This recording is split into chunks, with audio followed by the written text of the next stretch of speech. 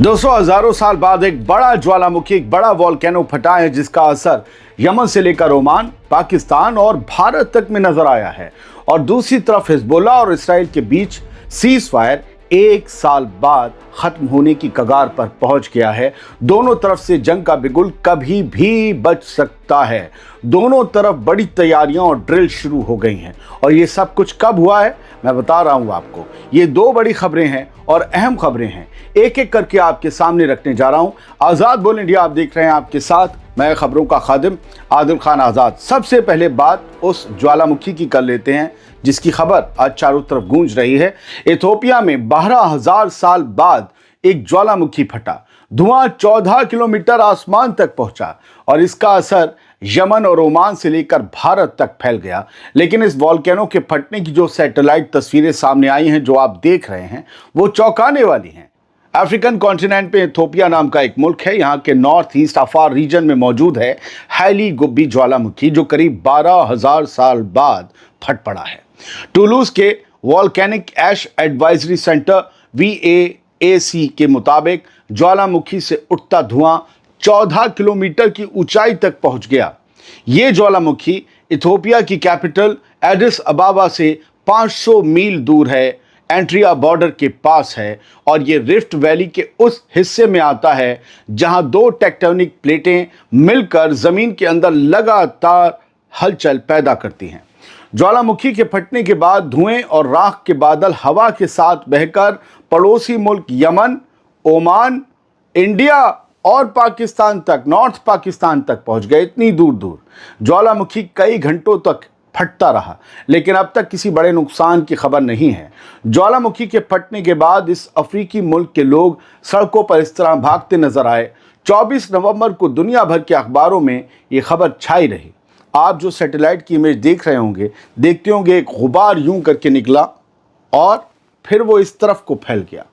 वो जो बीच में एक पतली सी नदी की लहर सी दिख रही है, वो दरअसल समंदर है, रेड सी है। इधर से इथियोपिया से उठा वो गुबार और एकदम से वो यमन और यमन के पड़ोसी मुल्क ओमान और फिर उस तरफ इंडिया और पाकिस्तान तक आ गया।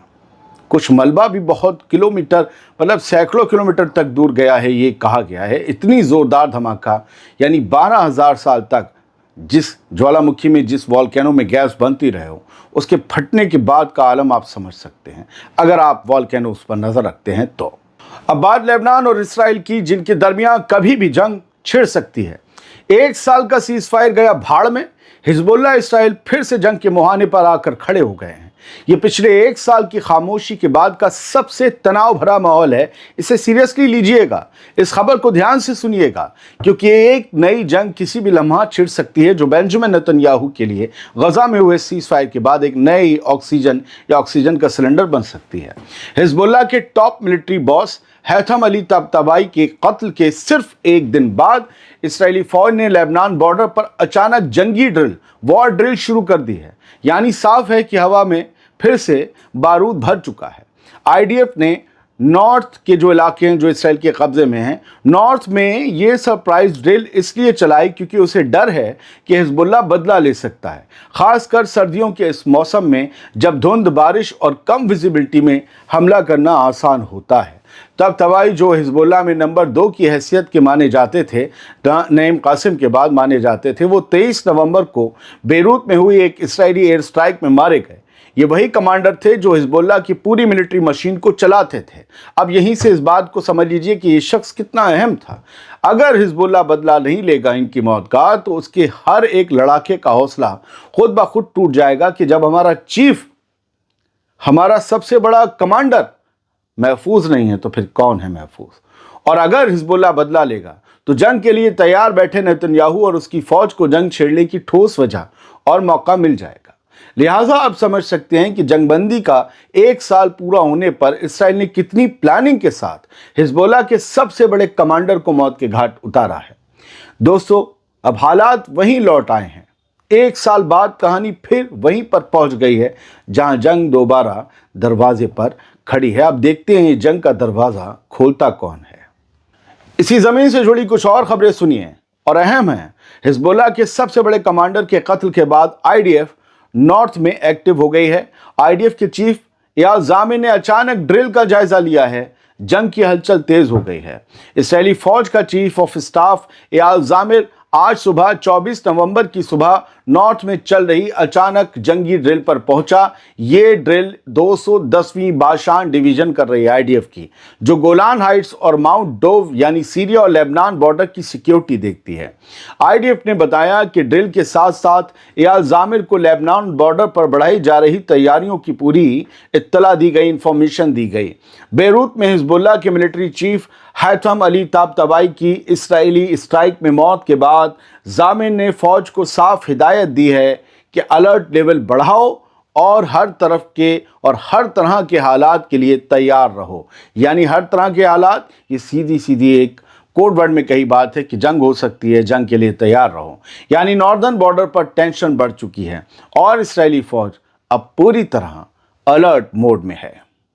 आईडीएफ ने जंग की ड्रिल शुरू की है और उधर हिजबुल्ला बदला लेने की तैयारी में। हेडलाइंस देख लीजिए। इसराइल नॉर्थ में अलर्ट पर है। बेरूत में इसराइली एयर स्ट्राइक में हिजबुल्ला के top military commander Haytham Ali Tabatabai के मारे जाने के बाद हालात एकदम तंग हो गए हैं। हिजबुल्ला के सीनियर लीडर महमूद कमती ने कहा है कि इसराइल ने लाल लकीर पार कर दी है और अब लीडरशिप ये तय कर रही है कि जवाब कैसे और कब देना है। यानी इसराइल को जवाब देना ही है, इस पर हिजबुल्लाह गौर और फिक्र कर रहा है। टाइम की और दिन की बस चुने जाने की बात है। यानी साफ है कि बदले पर मीटिंग चल रही है। उधर इसराइल भी डर के साए में है। आईडीएफ नॉर्थ बॉर्डर पर हाई अलर्ट पर चली गई है। एयरफोर्स ने एयर डिफेंस सिस्टम मजबूत कर दिए हैं, यानी कि थार्ड वगैरह या आयरन डोम वगैरह, ताकि लेबनान की तरफ से आने वाली किसी भी रॉकेट फायरिंग से निपटा जा सके। हालांकि इसराइल ने कहा कि उसके पास अभी कोई पुख्ता इनपुट नहीं है कि हिजबुल्लाह बड़े पैमाने पर रॉकेट चलाने वाला है, जबकि रोज़ इसराइल ये कहकर हमला करता था कि हमने इसे इसलिए मारा क्योंकि ये लोग मिलकर इसराइल पर हमला करने वाले थे। खैर, इसराइली फ़ौज फिर भी डर में हर जगह तैयारी कर रही है, या यूँ कहिए कि एहतियात के तौर पर तैयारी कर रही है। ताबताबाई का मारा जाना नवंबर 2024 के बाद सीज़फायर के बाद हिजबुल्लाह के सबसे बड़े कमांडर की टारगेट किलिंग है। और अब हालात बताते हैं कि 1 साल पुराना सुकून टूट चुका है, जंग फिर से सिर उठा रही है। मेरे पास ये खबर है लेकिन कंफर्म नहीं है। अल-कास्ता पीएस हैं, उन्होंने इसे छापा है, लेकिन उन्होंने कहा है कि कई इजरायली आर्मी ऑफिसर जो हैं वो ज़ख्मी हुए हैं, क्योंकि एक रैमिंग का मतलब जो है ना, गाड़ियों से कुचलने का मामला सामने आया है। नेगेव जो है, नेगेव डेजर्ट इलाका, उसमें ये फ़लस्तीन के सदर्न हिस्सों का इलाका है। अभी फ़िलहाल इस हमले के पीछे क्या बैकग्राउंड रहा पता नहीं है, इसलिए इसे हम अनकन्फर्म खबर मानते हैं, लेकिन उनका ट्वीट था, लिहाजा हमने आपको ये दिखा दिया है। ये खबर की हम कंफर्मेशन अभी नहीं करते। हाँ, हम फिर वापस आईडीएफ और हिजबुल्लाह वाली बात पर आते हैं। तो द टाइम्स ऑफ इसराइल की एक हेडलाइन 24 नवंबर की ये कहती है कि IDF ready for potential Hezbollah response to military chiefs killing. Hezbollah के मिलिट्री चीफ की जो किलिंग हुई है, जो उनका कत्ल हुआ है, उसके बाद हिजबुल्लाह का जवाब जो आ सकता है, हिजबुल्लाह जो हमला कर सकता है, उसके लिए आईडीएफ पूरी तरीके से रेडी है। और कहा गया है कि होम फ्रंट के लिए जो गाइडलाइंस जारी की गई हैं इसराइल या आईडीएफ की तरफ से, उसमें कोई चेंज नहीं है। एहतियात बाकी वगैरह, सायरन वगैरह, भोपू सब चेक हो रहे हैं कि कहीं कोई हमला बड़ा ना हो जाए। एक स्क्रीनशॉट दिखा दूं, हालांकि आईडीएफ का एक ट्वीट है, बहुत लंबा है, जिसमें आईडीएफ का चीफ ऑफ स्टाफ जो है वो एयाल ज़ामिर, वो हिजबुल्लाह के इस कमांडर पर स्ट्राइक के बाद अपने लोगों के साथ मीटिंग करता हुआ नजर आया था। ये कल रात की तस्वीर है, हालांकि बाकी सब तस्वीरें आज की हैं। एक हेडलाइन आज की है, बेरूत में प्रोटेस्ट हुए हैं, तमाम लोग जो हैं वो जुटे हैं। इसराइल के हमले की मजम्मत की गई है, जिसमें हिजबुल्लाह के टॉप मिलिट्री कमांडर की मौत हो गई। हालांकि नेतन्याहू से मुतालिक एक हेडलाइन को समझ लेना, पढ़ लेना, और जो नहीं लिखा गया उसे समझ लेना बहुत ज़रूरी है, क्योंकि नेतन्याहू की फितरत, सोच, कैफियत, हर चीज़ जंग से जुड़ी है। जंग जारी है, नेतन्याहू का करियर बचा रहेगा। तो वो कह रहा है, इसराइल का प्राइम मिनिस्टर नेतन्याहू, उसने कसम खाई है कि वो हमास और हिजबुल्लाह दोनों पर स्ट्राइक लगातार करता रहेगा। जब ये नियत हो तो समझ लीजिए अमन नहीं आ सकता। बहुत बहुत शुक्रिया, सलामत रहिए, खुश रहिए।